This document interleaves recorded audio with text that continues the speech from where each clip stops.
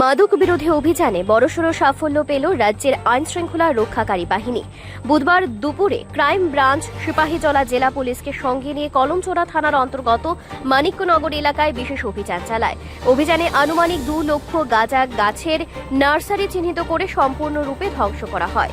প্রশাসনের প্রাথমিক হিসাব অনুযায়ী ধ্বংস হওয়া গাঁজা গাছগুলির আনুমানিক বাজার মূল্য প্রায় 24 লক্ষ টাকা। অবৈধ মাদক চাষের বিরুদ্ধে চলমান অভিযানের অংশ হিসেবে এই পদক্ষেপ নেওয়া হয়েছে বলে পুলিশ সূত্রে জানা গেছে।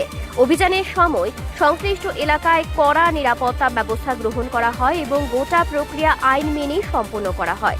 তবে এই ঘটনায় এখনো পর্যন্ত কাউকে গ্রেফতার করা হয়েছে কিনা সে বিষয়ে পুলিশ আনুষ্ঠানিকভাবে কিছু জানায়নি।